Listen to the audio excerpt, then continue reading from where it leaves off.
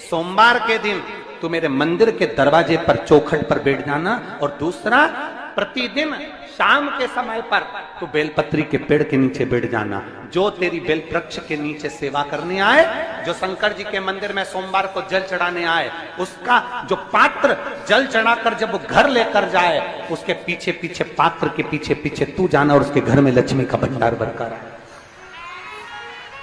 लक्ष्मी बेलपत्र के वृक्ष के नीचे तू विराजमान हो जा। उस बेलपत्र के वृक्ष के नीचे जो बुआरी लगाए, सेवा करे, चाकरी करे, एक बेटी को जैसे बड़ा करते हैं वैसे बेलपत्री के वृक्ष को जो बड़ा करे, बेलपत्री के वृक्ष का जो पालन करे, पोषण करे, उसकी संभाल करे, उस बेलपत्री के वृक्ष को जैसे जैसे वो उन्नति करे, वैसे वैसे उसके घर में समृद्धि बढ़ते जाए। उस जिसका खुद का मकान नहीं हो, खुद का मकान नहीं हो, किराए के मकान में रहते रहते जिंदगी बीत रही है, खुद का नहीं, और बहुत दुख का जीवन चल रहा हो, बहुत कष्ट का जीवन, बहुत अपना खुद का कोई मकान नहीं, मान लो प्लाट है पर मकान बन नहीं रहा, या कोई प्रॉपर्टी अपनी नहीं बन रही, तो हम इस व्यासपीठ से कहना चाहेंगे कि एक प्रयोग अवश्य करिएगा, एक प्रयोग अवश्य। अपने आसपास के 5-6 बेलपत्र के वृक्ष देख लीजिए, अपने आसपास के नजदीक के 5-6 बेलपत्र के बड़े बड़े वृक्ष देख लो, या छोटे वृक्ष देख लो।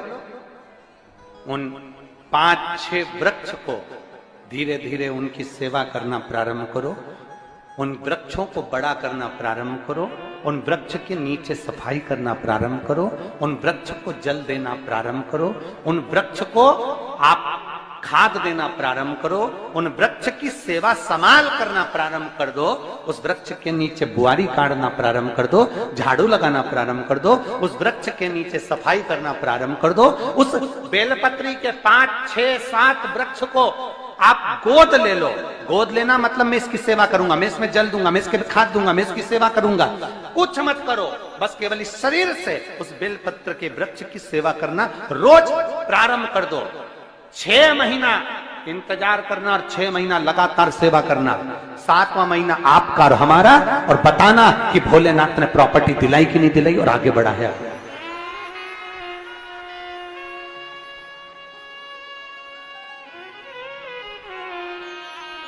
एक बेलपत्र का वृक्ष जिसके नीचे माता लक्ष्मी विराजमान होती है, एक बेलपत्र के वृक्ष के नीचे लक्ष्मी रहती है। दुनिया के लोग कहते हैं लक्ष्मी जी का दिन कौन सा है, बोलो जम के जल्दी से। शुक्रवार।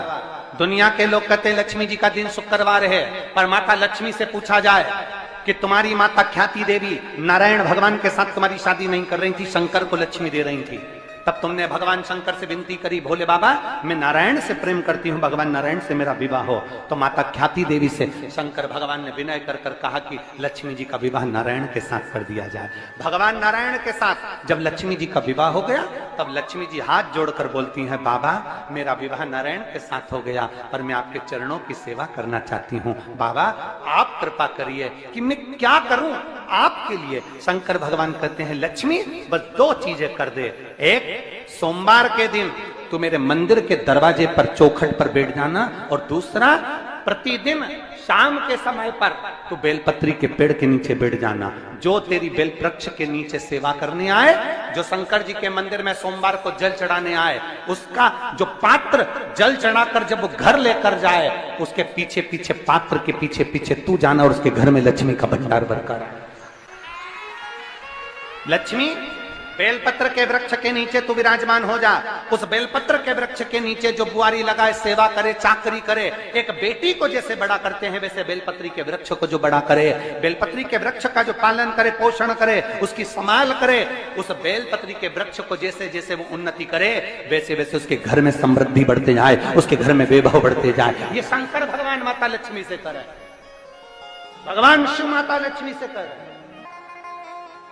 तो भस्म, अगर शिव के मंदिर में भस्म मिल जाए, शंकर पर चढ़ी हुई भस्म अगर मिल जाए तो, और अगर भस्म ना मिले ना, तो शंकर के जो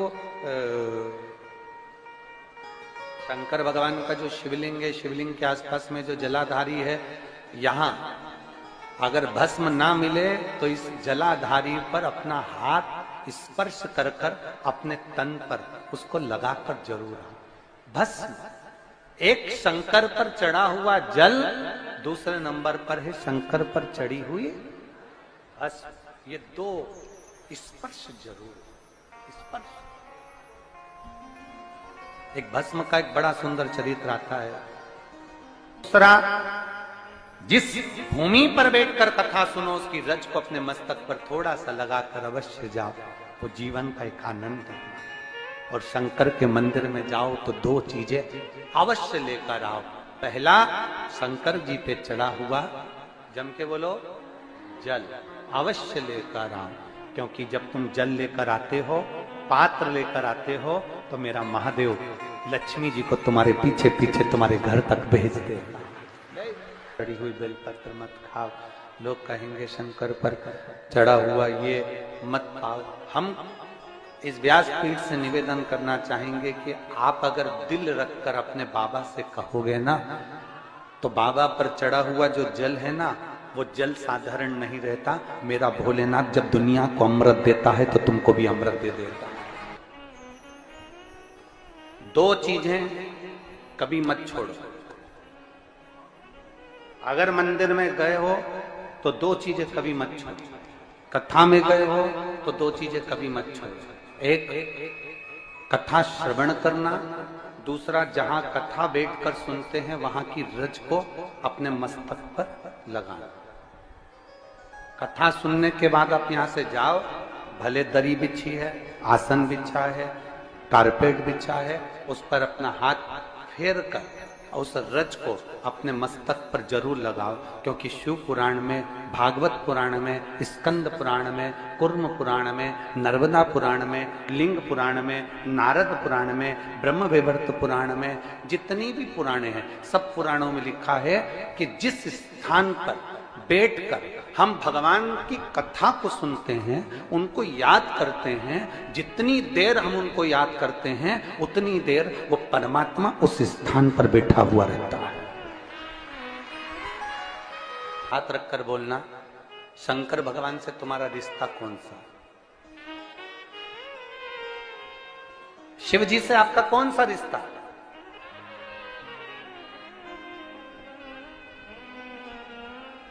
शंकर भगवान को आप क्या मानते हो? हमने आपको एक संबंध बताया था कि सीहोर कुबेरेश्वर धाम आपका मायका है, तो हम आपके भाई हैं, तो शंकर भगवान आपके पिता हैं, आपके बाप हैं, आपका बाबा है, आपका दादा है।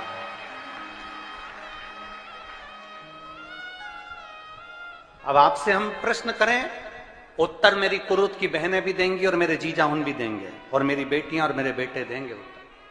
आपसे प्रश्न करें, अगर बेटी को दुख होगा तो क्या वो अपने बाप से नहीं कहेगी? बोलो तो जम के। बेटी को तकलीफ है, वो अपने बाप से ना कहेगी।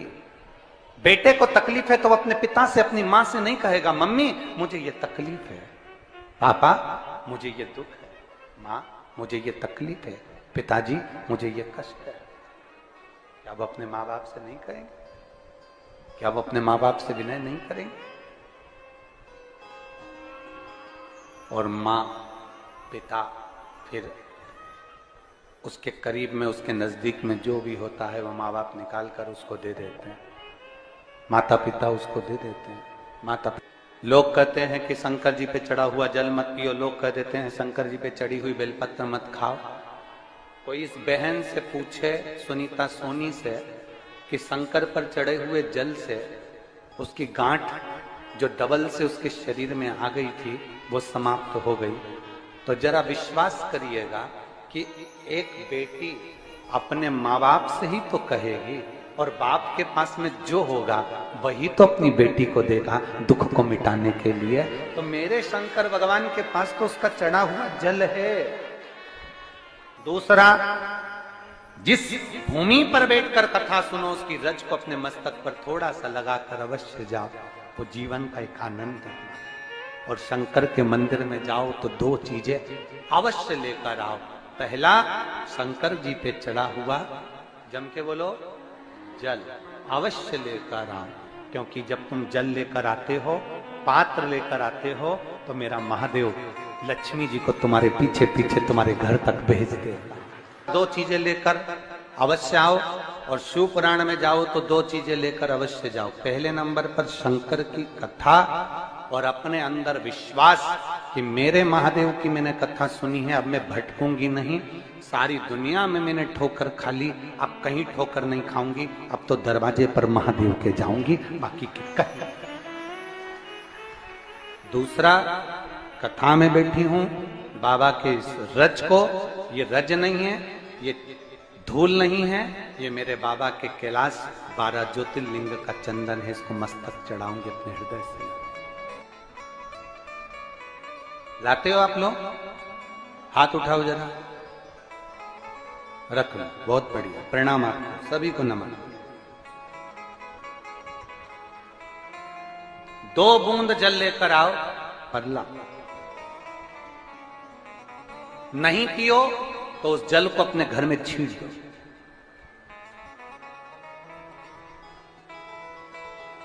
नहीं पी सकते, उस जल को छींट दो। सारे घर के लोग नहीं पी रहे, उस जल को मटके में डाल दो, हंडे में डाल दो। 2 बूंद जल हंडे में डाला, सब पी गए। आपको अलग अलग किसी को देने की जरूरत नहीं पड़ती, किसी को नहीं। हंडे में डाल दो, मटके में डाल दो, सब उस पानी को पीना प्रारंभ।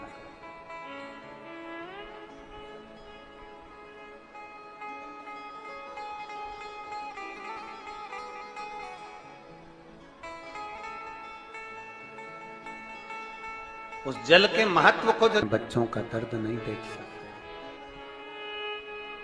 जब माता पिता अपने बच्चों का दर्द नहीं देख सकते, तो देव अधिदेव महादेव तुम्हारा दर्द कैसे देखेंगे? वो भी तो काटेंगे तुमको, वो भी तो कष्ट मिटाएंगे। 2 चीजें कथा में जाकर ले। एक, जहां जगह मिल जाए वहां बैठकर कथा सुनो। धूप लगे, पंडालों की इतनी व्यवस्था नहीं हो पाती है, पंडाल लगाने वाले, टेंट लगाने वाले टेंट लगा लगा के थक जाते हैं, तो अपने साथ एक छाता लेकर चलो।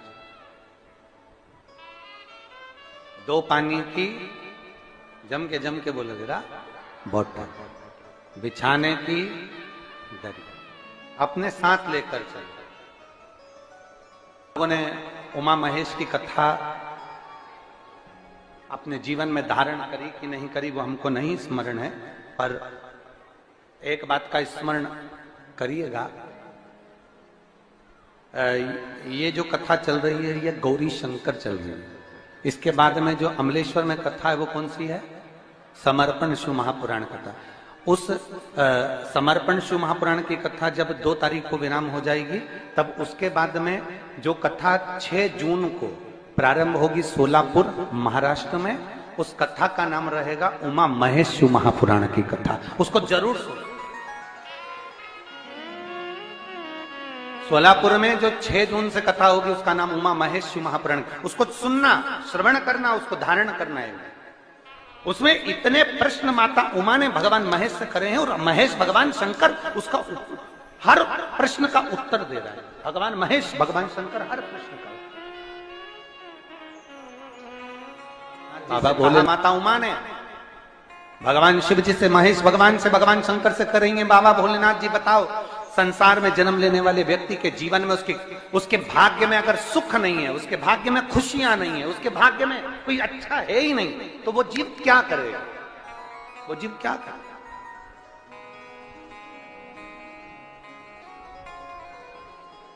भगवान शंकर कह रहे हैं, पार्वती,